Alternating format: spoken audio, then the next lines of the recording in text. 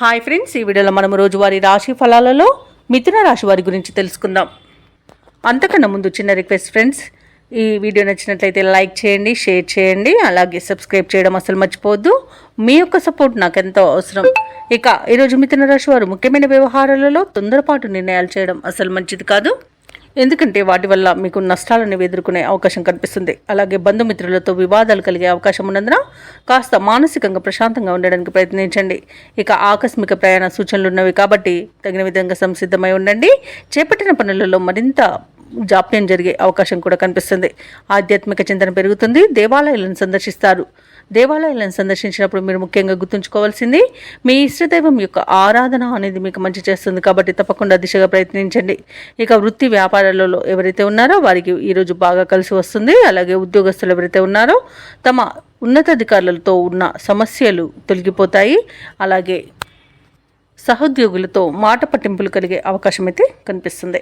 ఇక ఈరోజు మిథున రాశి వారు ముఖ్యంగా ఇతరుల విషయంలో జోక్యం చేసుకోకండి. అనవసరమైన వివాదాల్లో తలదూర్చడం వలన ఇబ్బందులను ఎదుర్కొంటారు. చేసిన తప్పుడు పనుల వలన కూడా అధిక నష్టాలను ఎదుర్కొంటారు. ఇరుగు పొరుగు వారితో ఇంటి విషయంలో కానివ్వండి, స్థలం విషయంలో కానివ్వండి గొడవలు జరిగే అవకాశం అయితే కనిపిస్తుంది. వ్యవసాయదారులకు పంట నష్టం కనబడుతుంది.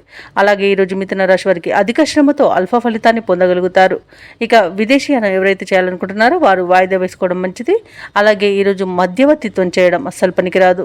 ఇక అవసరాలు మరింత పెరిగి రుణాలు చేయవలసి వస్తుంది. బంధుమిత్రులతో మాట పట్టింపులు కలిగే అవకాశం ఉంది.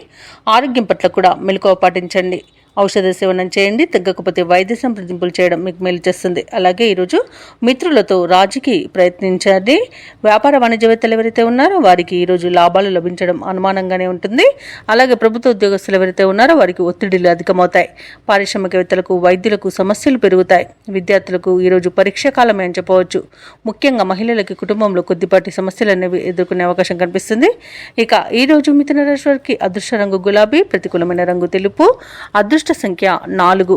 ఈరోజు మిథున రాశి వారు సుబ్రహ్మణ్యేశ్వరుని ఆరాధించడం, అలాగే హనుమాన్ చాలీసా పఠనం చేయడం వలన మంచి శుభ ఫలితాలను పొందుతారు. అలాగే పనులలో వచ్చే ఆటంకాలని తొలగించుకోగలుగుతారు.